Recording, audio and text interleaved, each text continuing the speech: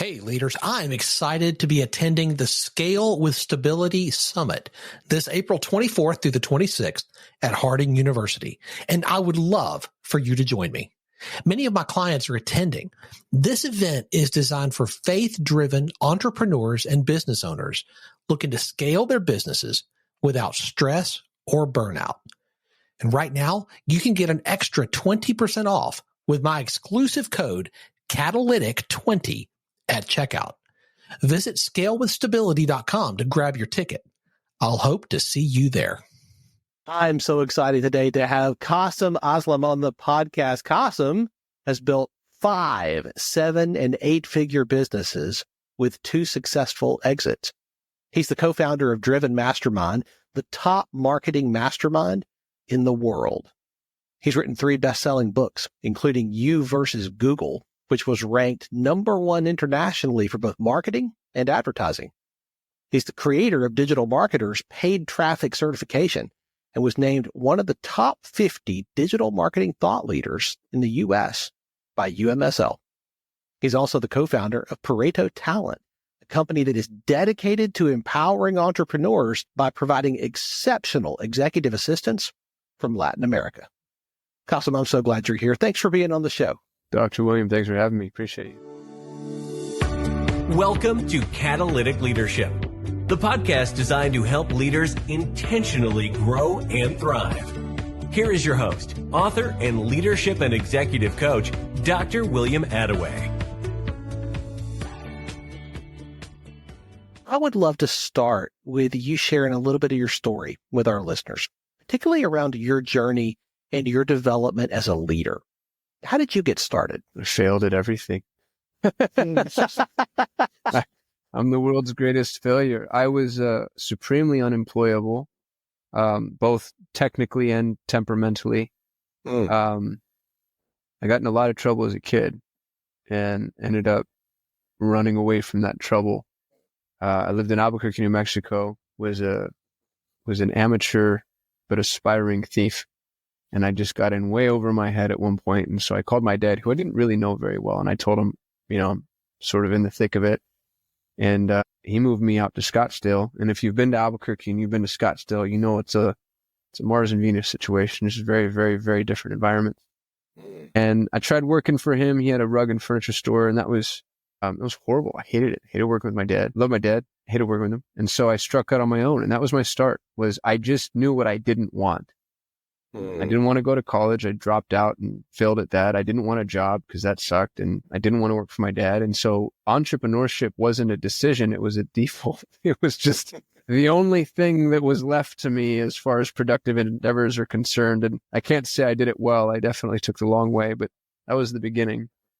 Wow. How do you get from there to where you are now? Because I got to tell you, we get a lot of requests to be on the show. And when I got yours and I was checking you out, I thought, this guy's the real deal.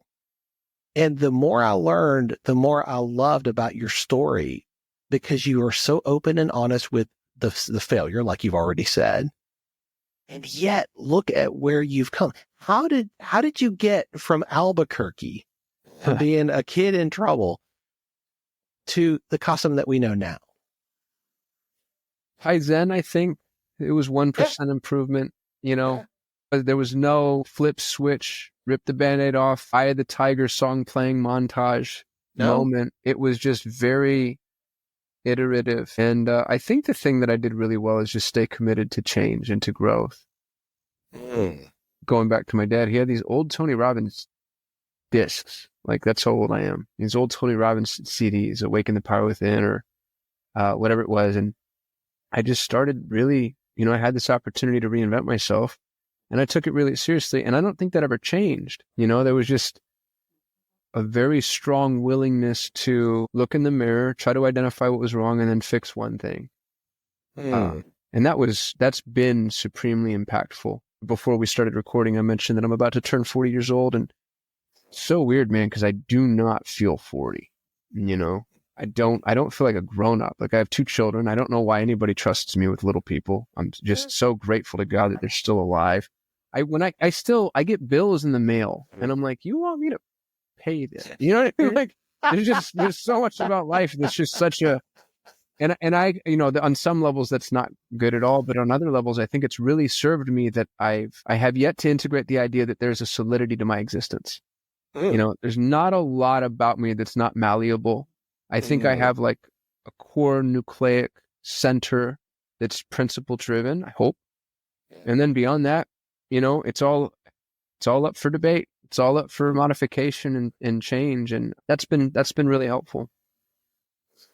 I would argue that commitment to grow and to adapt and to change is responsible for so much of what you've accomplished. I talk to a lot of leaders who sometimes they're in their early 20s, and you'd think they were made of concrete. They're just not interested in changing. They're not interested in adapting at all. This is what is. This is what will be. This is how I am. And there's no room for growth. There's no teachable spirit at all. You seem exactly the opposite. Yeah, and I mean, to my detriment, sometimes I think I can get a little too focused on what can change and not focused enough on what should be solidified or strengthened. That's fair. And more often than not, I think it's served me more than it's hurt me. So, it's so funny. People, I get when people are describing me, I get the word humble all the time. People are like, you're so humble. And, they'll bring me up on stage and, Kasim, he's so humble. And it's funny because I hear that and I'm like, I'm not really. You got it wrong. I don't feel like I'm that humble.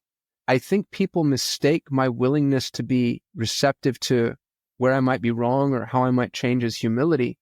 But there's a lot about me that I'm like, I'm pretty proud of. You know what I mean? Like I'm sort of like, maybe you and I define humility wrong, but I'm grateful to have had the opportunities I've had. I've hit it out of the park a couple of times, and I have a healthy self-image along that level of analysis. And so I think that my humility is mistook. I'll take it because it makes me accessible, I imagine. But sure, I don't think humility is really running yourself down or being a doormat. A lot of people think humility is being a doormat. It's not. I think it's exactly what you just said. It's a healthy perspective on who you are and the gifts and skills and talents that you bring. That's humility. That's a healthy perspective. I heard it said once, humility is not thinking less of yourself. It's simply thinking of yourself less. I really love that. And I think that is what people see in you. It certainly characterizes our conversation so far that we've talked. I mean, you are focused on what could be. You are focused on what could be not only in the businesses that you run, but in the people that you lead. I think that is a characteristic of real, authentic humility. That's well said. I appreciate that. That's a good perspective change for me. So you have, 5 businesses that you have. Actually, 6 now. I need to update my bio. Yeah. So Pareto Talent just hit $1 million. It's $1 million gross rev run rate. So we haven't hit $1 million gross rev, but as of January 2025, we're at $1 million gross rev run rate, and we're on a meteoric rise too. So I would anticipate that being, pretty significantly improved by the end of this year. So that's the newest thing. So talk about that for a minute. What is Pareto all about? It's my favorite thing I've ever done. It's also the least scalable business I've ever been involved in. I love people with everything inside of me. It's the reason I've been successful in business. Every human is such a miracle. And the way that we're taught to hire and train and manage people is exactly wrong. And it's from almost every direction. Every academic study of management, I think, is exactly wrong because we're taught as business owners to try to treat people like they're commodities. Yes. We talk about them like they're commodities. We hire them like they're commodities. We trade them like they're commodities. We, grow them, ascend them, get rid of them. And the human being is not a commodity. You take the same 2 humans born in the same hospital, from the same doctor, live in the same city, went to the same school, had the same upbringing, got the same degree, took the same job, and they're still going to be so different. And I've known this for longer than I've put words to it. And it's the reason that, I'm quite a bit more successful than I deserve to be honest with you, Dr. William. It's because everybody else is trying to do it themselves. I made it a habit of finding a miracle, putting them in the driver's seat of whatever endeavor it was that I was trying to accomplish, and then getting out of their way. And flash forward, I've built all these businesses. So when I sold my last business, it was a big exit. I had an 8-figure exit. So I'm now rich, businessless, and having massive existential crises about who I am and what's next. And the thing that kept coming back to me, and it was actually a friend that pointed this out, is how much I love and get lit up by finding really amazing people. So we thought like, well, crap, why don't we just make that the business? And that's what we did. I find talent in Latin America. And there's reasons that we focused on Latin America. Talent is available everywhere. But, in terms of English proficiency, cultural alignment, and then time zones, just practically speaking, Latin America ends up being a real solid hotbed. So I find talent in Latin America. I train them to be quality executive assistants. We chose the role of executive assistant by design. And it's because your executive assistant it's actually a flywheel for identifying talent. Your EA should never be your EA for very long. Really what you're doing is you're taking a really smart, intelligent human who's proven themselves as industrious, and you're testing them against different things. And you give them 10 things to do. And here's what's funny about it is if you give somebody, a smart, industrious person, if you give them 10 things to do, they're going to suck at 2 of them. They're going to do 6 just fine. Check the box. They're going to do 2 better than any human has ever done those 2 things. And here's what we're taught by the business world at large, is to go focus on the 2 things they suck at and say, we're going to get you there, kiddo. And here's a performance improvement program. And we're going to put you through coaching and you're going to shadow Johnny because Johnny's good at this. And I'm like, how about we not only stop making him do those 2 things, but what if we go took those 2 things that they're better at than anybody in the world and we make that their job? My first EA became my director of social. My second EA became my director of automations. My third EA became my CTO, managed my entire exit, became one of my best friends, and is now my business partner in Pareto Talent. He trains all my EAs. And it's never not proven true for me. Again, it requires the a priori assumption is that you're dealing with people that are actually motivated. And I have a whole system of fly traps we can talk about to find those people. But man, when you have, being an entrepreneur is always, to me, has always felt like I'm pulling a sled up a muddy hill in the rain by myself. And the straps are digging into my shoulder and they're cutting into my skin, and I'm bleeding and I'm tired and I'm lonely and I'm cold and I can feel the muscles in my legs giving out. And every time I hire somebody, I throw them in the back of the sled and it makes it heavier. Right? Like that's every business owner I know has this sled they're pulling up, and every new hire is just more work, more time, more supervision, more management. And when you start hiring Pareto talent, the real leverageable talent, the 80-20, the 20% that do the 80%, it's like somebody stands next to you, grabs a strap and starts to help you pull. And the thing that will change your life is when they pull harder and faster than you do. And all you have to do is get out of the way. And so I've built 6 million and multi-million-dollar businesses, but I kind of haven't. I have found people who have built these. I built the #1 ranked Google Ads agency in the world. I've never run a Google ad campaign myself end to end in my life. I wouldn't know how to. I had the #1 ranked, the #1 performing real estate investment campaign on the planet before I ever invested in real estate or did lead generation. I just found this. I have the largest community of Montessori schools in the English-speaking world. I'm not a trained Montessorian. I don't own a Montessori school. I can do quite literally anything through people. It's finding the people. It's, going back to Dan Sullivan's Who's the Who. I think that's Dan Sullivan. People are a miracle, man. And entrepreneurs and business owners, we think about them in the exact opposite terms. It's just, I'm so sick of it. All right, it's just so hard to find good help these days. And if you want something done, do it yourself. When people say that, I know exactly who you are. I know you're the person trying to pay less and get more and squeeze people. And you're the type of person that makes people sign non-competes and doesn't allow their employees to have side hustles. And I'm like, I talk to people because when I staff out of Latin America, and people are like, oh no, I tried outsourcing. That didn't work. And I'll dig in a little bit. And I'd ask you if the listeners to do this too. Next time somebody says, I tried outsourcing, that didn't work. Just get real curious. Really, what did you outsource? What was the task? And they're like, well, I needed somebody to sit behind a computer for 8 hours a day and do data entry while I screenshotted their desktop, tracked their keystrokes, and let them take 1 15-minute. I'm like, what human, what real human could function in that? How long would you last doing that job? How about you pay them more than anybody's willing to pay them? You let them work from home on a semi-flexible schedule. You give them meaningful work, and then you get out of the way and you see what happens. Like, good golly, Miss Molly. You know what I mean? And so that's what we've done at Pareto. I won't staff for grunt work. I get people all the time like, oh, we need callers. Do you now? Best of luck to you, slave labor. Like we're not doing that. I'm not the modern day equivalent of the freaking coal mines. Yeah. I need data entry. All right, best of luck to you. AI is going to be able to do that. We find it takes 1,000 applicants to produce one trained EA. And then we place them with an entrepreneur. I just heard one of my best friends, John Vroman, 72 hours ago said, I cannot imagine life without her, about his EA. And man, when you hear that, you're like, nailed it. Because now I'm not just helping the EA, I'm helping the entrepreneurs. My two of my favorite people in the whole wide world, people in emerging nations, entrepreneurs. The two groups of humans that I have such a heart for, and to be able to match them together. And it doesn't always go well. Like we've had explosions and blowups and things just fail. And generally speaking, to be honest with you, it's the entrepreneurs, not the EA. People don't know how to delegate. They're micromanaging. Their expectations are so unreasonably high. It's so funny, dude, when I see people come to me with these job descriptions and they're like, oh, I need somebody who knows video editing, media buying, content creation, customer service, and is going to be able to, I'm like, who is this? What are you want? Elon Musk? Like, what are you trying to do here? I'm not saying those people don't exist, but they're probably working for themselves. Like, why would I, the superhuman, come work for you? You need all those things. So funny. Yeah. But anyway, that got a little preachy, but that's what I'm doing.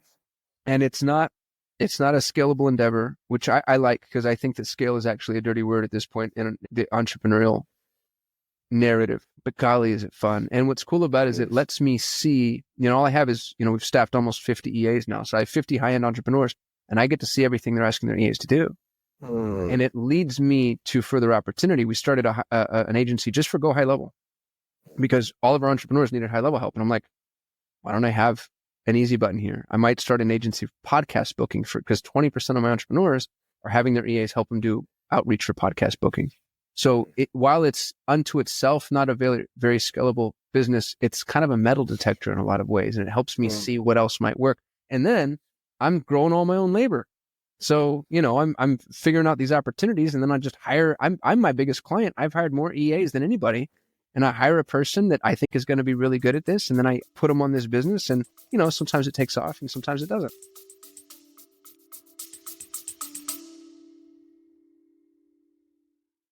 I want to take a minute to tell you about an event that I'm really looking forward to and excited about. The Scale with Stability Summit, happening April 24th through 26th at Harding University. This is Arkansas's #1 business growth event, bringing together faith-driven entrepreneurs and business leaders who want to scale their businesses without sacrificing their faith, family, or sanity. You'll hear from incredible speakers, including Damon John from Shark Tank, Kevin Harrington, the original shark, and Willie Robertson from Duck Commander, plus some of the best business minds in leadership, marketing, and growth. I'll be there, and many of my clients are attending as well. Right now, standard tickets are already 25% off, and as a listener of the Catalytic Leadership Podcast, you get an extra 20% off with my code Catalytic20. Go to scalewithstability.com and secure your ticket today. I would love to see you there.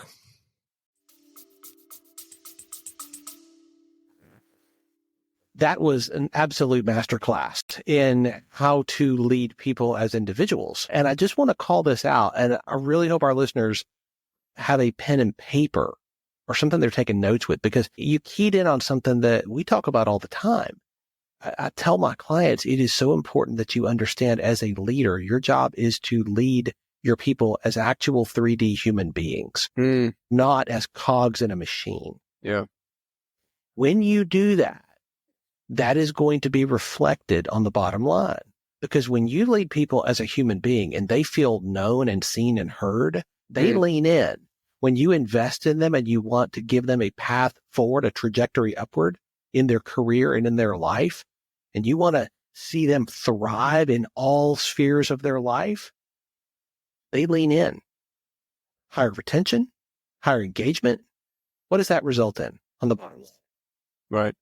Every time. Right. That's what you're talking about.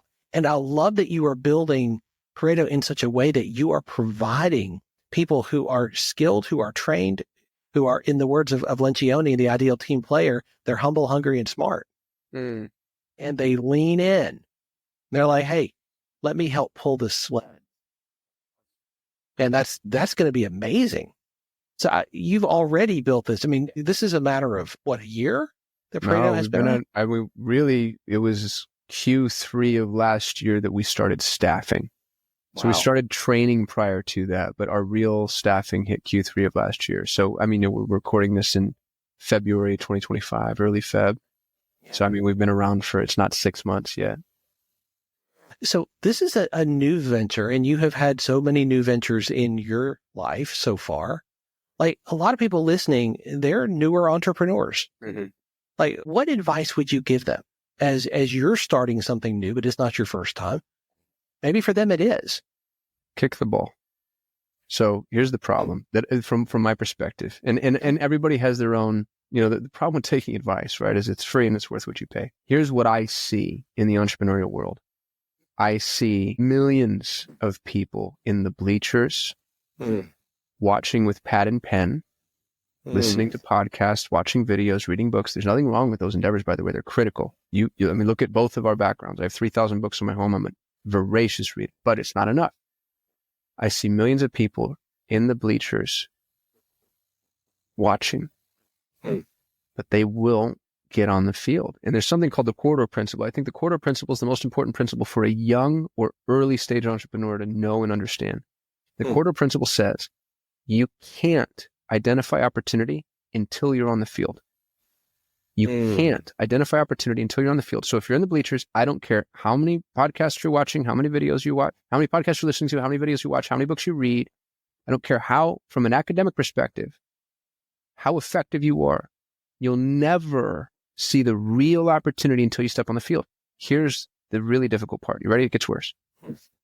When you choose to step on the field, odds are, statistically, 100 times out of 100, the opportunity you see isn't where you chose to step out. So where you choose to step in the corridor you're never going to make the right decision, right? It's almost like saying, we're going to drill for oil here. Like, you are 100 times out of 100 going to be wrong. You're going to guess wrong, and you're going to learn, because you're going to start drilling and you're like, oh, golly, I've got the wrong bits, the wrong shoes, the wrong people, I did this too early in the day. So, I mean, Henry Ford learned the assembly line working at a sausage factory. But from the outside looking in, to everybody in Henry Ford's life before he started, manufacturing cars, they're like, oh, what a failure. They still packages sausages. You know what I mean? So right now today, if you want to be an entrepreneur, I'm not telling you not to learn. That's hubris. But it's a learn and. Go to Home Depot. I really mean this, by the way. Go to Home Depot, buy yourself a bucket, a squeegee, and a mop. Start cleaning windows. And I'm not kidding. I'm not being hyperbolic. I live in Phoenix, Arizona. There's not a commercial building near my home that doesn't need clean windows. It's the easiest sell in the whole wide world. Now, I'm not telling you that window washing is going to be your millionaire idea, because it's not. But you're going to step out onto the field. You're going to learn things like marketing, sales, fulfillment, billing, bookkeeping, operations, time management. You're going to all the things, all the nuts and bolts of businesses that actually really dismantle you. It's all of us waiting for the big idea. It's not the big idea. It's not. I have gone through 6 pool guys. I cannot find a pool guy in Scottsdale, Arizona, because it's just this cesspool of bottom feeders. They all charge the exact same amount. It's $125 to $150 a month. And it's impossible to get them to show up regularly, to actually clean the filter, to tell you the truth about what's going on. So I'm constantly, every time one just falls off, I replace them with another. I wish somebody would knock on my door and say, it's $250 a month. So almost double, but you will never worry about this again. Guarantee it. Are you kidding me? What I wouldn't pay. You know what I mean? And that's available, I think, in every business and every industry. It doesn't need to be sexy. Go find a repulsive business, but do it well. So right now today, bucket, mop, squeegee, go start knocking on doors and asking to wash windows. It's not going to make you rich, but it'll teach you business. And as you're knocking on doors and washing these windows, you're going to be sitting in somebody's office, washing a window, overhearing a phone call, and somebody's going to say like, oh, I just can't find anybody to clean my pool. And you're going to think like, well, that's interesting, but you're in the corridor, you're on the field. You're actually at play. Go get out onto the field. If you don't want to do it yourself, go work for somebody who's on the field. Go work for a small business owner or an entrepreneur. Learn the ropes. Entrepreneurship is unlike anything else. You can't figure it out at Quicken Loans. You know what I mean? You're just not going to. You're not exposed to that ethos. And I've seen the 9-to-5ers that try to become entrepreneurs, partnered with one recently who I love him dearly and deeply. He's an amazing human. And his connection to reality is so, like, he kept wanting to do like impact reports. And, you know, he was building these huge, really robust plans. And I'm like, dude, this isn't the way this, you know, because he came from this corporate background and where everybody's afraid to make a decision, and you have to have, like, you know, the annual plan feeds the quarterly goal, which feeds the monthly sprint, which feeds the weekly thing. And I'm like, bro, we are going to just shift. I'm going to kick this ball and I'm going to chase the ball. And you know, like that's it sounds stupid, but it's not. All the people, you're surrounded. When you enter the entrepreneurial environment, one of the things that's most frustrating really intelligent people is you look around and think, like, I'm smarter than all these folks and they're more successful than me. There's something to that. There's something to that. Really intellectual people, really bright people have a hard time with it because they want to plan. The people that are successful entrepreneurs, they're they're almost children. And you know what I mean? They're just like, they're impulsive and they're kind of selfish in certain ways because they want what they want and they're willing to try, and they just go out and they just kick the freaking ball and then they miss. But they chase the ball and it's a little bit closer to goal and they kick it again and then they miss. But they chase it and it's a little bit closer to the goal and they kick it again and then they miss. Go watch soccer. Soccer is the best analogy for entrepreneurship ever because 90% of the time you're not trying to score. You're just trying to get the ball closer to the goal. My 7-year-old's obsessed with soccer, by the way. So I spend a lot of time watching soccer, which is where this analogy comes from. Forgive me if that was too much of a departure, but that's my advice. Oh, yeah. No, I think that's brilliant. You know, it's so much easier to adjust course on a plane that's in the air than one that's at a dead stop on the ground. Dude, yes. That's a much better analogy. You actually have to be in air in order to really learn what it is that you're doing. And you can adjust and pivot, and you will. Right. That's part of it. Right. You can't not, or you crash. Yeah. That's exactly right. That's right. Yeah. Exactly. Yeah. We don't do annual planning for our flight path. You know what I mean? It's like, just get up in the air. I know I'm going to Chicago, and I know wind just kicked in. I need to course correct. Exactly. So this is a different way of thinking for a lot of people who are listening. I'm curious, what has informed how you think about this? Have masterminds played a part in this? Communities you've been a part of? What is it that has helped you to develop this particular way of thinking about business? Well, I've failed at so many businesses. And the thing that's really interesting when you look at failure, I've always been wrong with my guesses. I've never guessed right one time. I will go into a business knowing, oh, this is it. This is the thing. We're going to crush it. And then you go to market and you're like, I was wrong. And, you know, when I at Solutions 8, I had the number one ranked Google Ads agency in the world. I had thousands of businesses go through my shop. We spent hundreds of $millions in ad spend. And what I learned really quickly was it's not just me that's wrong. It's everybody. They're wrong about the product, the market, the offer, the customer, the price, the everything. And the ones that are successful fail forward. Yeah. So if you really put yourself in that flywheel, you quickly get to the point of fail fast. Don't fail intentionally. Yes. Fail forward, but fail fast. And it also means you don't have to build everything, because if you know you're going to fail, it's minimal. What is it? Minimal viable product. Just the absolute minimum for me to know what about this works and what's going to fail. You know, you build just this little teeny tiny tenuous rope bridge, right? And then once you get from one end to the other, then you strengthen the rope a little bit with sticks. And then once you can put people back and forth from one end to the other, then you strengthen the rope a little bit with stone. And once you know what I mean? Then we go to metal, then we go, but people will build this huge, robust, amazing thing and then find out like, oh crap, we actually don't want to go from here to there. We want to go from there to there. And now we got to dismantle the whole whatever. So just fail forward and fail fast. And you know, I mean, it's now, I hope nobody takes this the wrong way. I'll sell stuff before it's built. I'll sell a community, an idea, an offer. I'll just go market it and I'll see who responds to what and what questions they have and what objections they have. I had a client when we were running ads. They owned a collection of dental offices, and I don't know how many they had. It was like 60 some odd dental offices, but they wanted hundreds. And the way they chose how to place their new dental office, they had a guy who worked for them. We'll call him Hank. Hank was this old timer that used to work for franchises. They would literally fly Hank to a city, and Hank would drive the city. And Hank just had a nose for this, a sixth sense. And he'd be like, we're going to put our new dental office on the corner of 5th and Broadway because whatever. And there was some data to it, you know, like growth data or whatever, but it was more or less shooting from the hip. I told him, I was like, you guys, 100% of your new patients are from Google ads. Mm. What if we ran Google ads? What if we took the 5 or 10 or 15 corners that you want to put a dental office in? We ran ads as though we had a dental office. It costs $250,000 to $500,000 to build out these dental offices because of all the equipment that is required. Why don't you take 10 grand, test $1,000 in each of these corners and figure out what your lowest cost per acquisition is, lowest CPC is, where the most competitors are.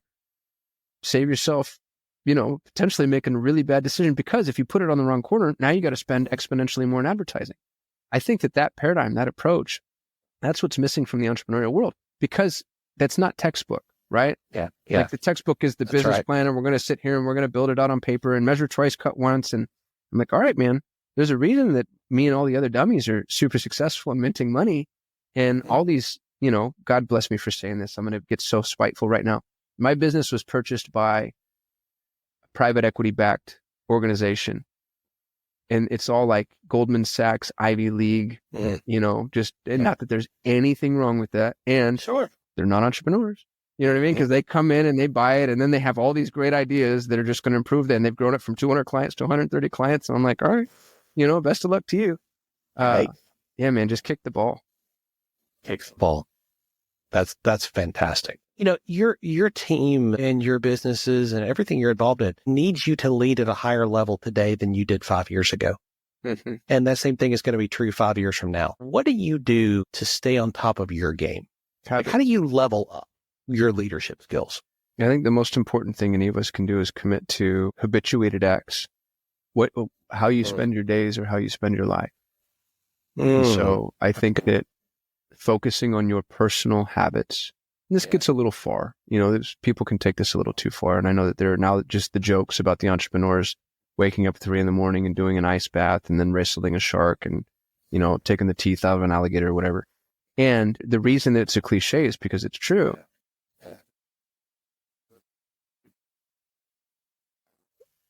In the entrepreneurial world, you asked me how it is I got to where I was going. It's Kaizen. It's 1%.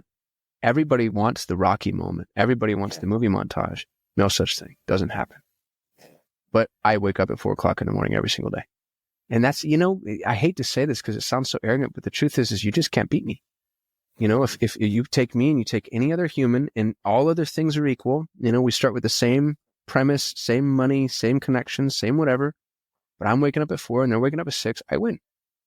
Because from 4 to 6 is 10 times as productive and effective as 6 to 8. Yes. It just is, like it just is. And that's not the only thing that you can habituate. As you build these habits, you get to habit stack. And as you're leading people, what's interesting is they start to see that too. And then they follow suit and you build a culture and an ethos around these habits. So I think that investing in habits is the most important thing for an entrepreneur, because your business is a reflection of you. I have felt that very strongly. There was a gentleman that I encountered recently. His business was purchased by the same people that purchased my business. And so I had a 2-year earn out and I had to stay on, and so did he. And he was a really nice guy. I really liked him. He was a genuinely good person, I felt. But a couple of the people that worked for him weren't. They were kind of, there was some backstabby things going on internally, and I kept having to come to him and be like, hey buddy, what's, and he'd chuckle it off and be like, oh, well, that's just Brenda. And it rubbed me the wrong way until I realized, no, that's you. This is your business. It's you, buck stops with you. You're the leader. That's you. And I think that's true across the board. Like, you're going to plant your flag somewhere and say, I'm offering this service. I'm doing this thing. Anything that happens within the confine of that ecosystem is you. And I think the more you can habituate positive action, the more that's going to be reflected in your staff. And interestingly, oddly, weirdly, in your clients. You're leading your customers too. And that took me a really long time to learn. I always thought, customer's always right. They're the boss. I follow them. Like there was, when we got really good at Solutions 8, we got to a point to where we had a huge waiting list and people were literally begging us to take us as clients. My business partner at Solutions 8 is still like that. John Moran, smartest Google Ads mind in the world. He's the reason that we were where we were and who we were. People beg John to take their campaign. They'll pay him literally anything. He charges $2,500 an hour and they're still beating down his door. And then the only reason he's not increasing his hourly is because he feels so embarrassed. He's that good. And it requires us to lead. A customer comes in and says, I want you to run ads. And then I'll say, I'm not running your ads because you're not answering your phone. And I can tell in your call tracking metrics that, your hold time is too long and your answer time is too short. And we're going to feel, and it was unreal to me when we started taking that approach.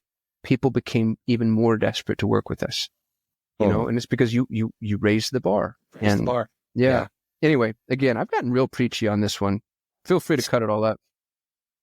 This is great, man. Seriously, you are a perpetual learner. And I think this comes through, it has come through so much in this conversation and previously. I'm curious, like, out of all the books that you've read, and I see the shelves behind you, out of all the books that you've read, is there one that has made such a difference that you recommend it frequently? Yeah, The Power of Now by Eckhart Tolle. I really love The Power of Now. It's based off of, he says as much. It's based off of A Course in Miracles, which is kind of Christian mysticism. So it can repel people, depending on where you land from a semantic perspective. I like the idea that the present moment is all we really have. A very close friend of mine said recently that all anger comes from the past and all fear comes from the future. And I was like, that resonates. That feels real. And if you can come into this moment and where I am right now and where you are right now, there's something about it that truly is, and I'm going to use a word again, going back to the semantic arguments, that could be repulsive. So I'd ask the listener to replace the word with another one if there's one that resonates. But there's something about this moment that's divine. And I don't even mean that theologically per se. I mean that like you feel it on a practical material level. You feel something transcendent that's almost impossible to articulate. And The Power of Now made that more real for me than anything else. And I know there's a lot built around that. I think it's at the epicenter of most Eastern philosophy. But I think because The Power of Now came through a Western lens, I was raised Southern Baptist, and so it just had an ability to connect with me more than reading the Tao Te Ching, or not that there's anything wrong with those books. It's just, that's the one that checked the box. So that's the book that I probably have revisited more than any other. If you want one that's not quite as esoteric, I really like Stephen Covey's 7 Habits too. I think that's a great one. And it's all just principle centered. Really, really well written and well structured. I really love Covey. He was quite the gem. True. I have not read the other book, and now I want to read this. I mean, a person of faith, and this really resonates the way you were describing that. I think a whole lot of people live either in the past or in the future, and they're not in the present. And this is reflected so often by how we interact with other people, right? We're thinking either about something that we shouldn't have said or something that we want to say next. Yep. But we're focused on ourselves. Yeah. Guilty as charged. If you want a faith-based version of The Power of Now, have you read Richard Rohr? Yes. So Richard Rohr, I think, has a deep respect for Eckhart Tolle. And he actually said in one of his books, I think in Universal Christ, he's like, I'd love to talk to him. And I think he reached out to him and they weren't able to make that connection. But Richard Rohr made the point that Eckhart Tolle was saying what Catholics have been saying from the very beginning. The real Catholicism, Catholic meaning universal. Right. Universal, yeah. And it was either an immortal diamond or universal Christ. So I think there's some deep resonance there. Yeah. And Eckhart, I don't want to say sterilizes it because that doesn't do it justice, but takes it out of a faith-based realm. So depending on who you are as a listener, I think that The Power of Now is going to be broadly accessible because he uses languaging that's a little more accessible. There's an evocation of Christ, but there's also an evocation of Buddha, which interestingly, Richard Rohr does that exact same thing too. So those two figures seem to, there's an alignment between what they were offering us that I think is really, it's worthy of some meditation. And both of them throughout, everything that they're ever quoted as saying seem to be referencing the now. Well, I'm going to think about that for a while. I believe and have taught for a long time that all truth is God's truth.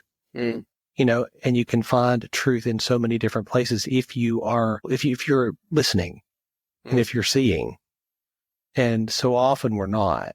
And I love that you're bringing that into this because I think it's a very big piece of truly being a leader that moves into a catalytic space that makes a difference. Mm-hmm. Kasim, I could talk to you for another hour. This has been such a phenomenal conversation that has touched on so many things. I know our listeners are going to want to find out more about Pareto, about you, and continue to learn from you and all that you're doing. What is the best way for them to do that? I'll go to kasim.me, kasim.me. I shoot a YouTube video almost every day. And so, if you don't mind me spreading the bushy babble, I pontificate quite a bit. And that's where all my content is going now. And then all my hot links are there too. Join my mastermind or hire an EA or, I'm writing a book right now called Hire. And I'm giving away the farm on my hiring process. Your listeners can have it for free, quite literally for free. It'll be on Amazon, but I'm just going to, it'll be my gift. So that it's with the editor now. That should be done in a couple of weeks. My goodness. That's incredibly generous, man. Thank you. We'll have those links in the show notes. That sounds great. Thanks for having me on. Appreciate you, Doc. Look, I so appreciate your time and your generosity in sharing so freely and so openly today. Incredibly helpful for me, and I know for our listeners. Thank you so much. No, I had a blast. I loved your questions. I think you cracked me open more than most people do, and I do quite a few podcasts, so appreciate you having me on. Thanks for joining me for this episode today. As we wrap up, I'd love for you to do two things. First, subscribe to this podcast so you don't miss an episode. And if you find value here, I'd love it if you would rate it and review it. That really does make a difference in helping other people to discover this podcast. Second, if you don't have a copy of my newest book, Catalytic Leadership, I'd love to put a copy in your hands. If you go to catalyticleadershipbook.com, you can get a copy for free. Just pay the shipping so I can get it to you, and we'll get one right out. My goal is to put this into the hands of as many leaders as possible. This book captures principles that I've learned in 20 plus years of coaching leaders in the entrepreneurial space, in business, government, nonprofits, education, and the local church. You can also connect with me on LinkedIn to keep up with what I'm currently learning and thinking about. And if you're ready to take a next step with a coach to help you intentionally grow and thrive as a leader, I'd be honored to help you. Just go to catalyticleadership.net to book a call with me. Stay tuned for our next episode next week. Until then, as always, leaders, choose to be catalytic. Thanks for listening to Catalytic Leadership with Dr. William Attaway. Be sure to subscribe wherever you listen to podcasts so you don't miss the next episode. Want more? Go to catalyticleadership.net. If today's episode resonated with you, you need to be at the Scale with Stability Summit this April. I'll be there, along with many of my clients. This event is packed with real strategies to help you scale without losing what matters most. Standard tickets are already 25% off, and you can take an extra 20% off with code Catalytic20 at checkout. Go to scalewithstability.com now to lock in your spot. I'd love to see you there.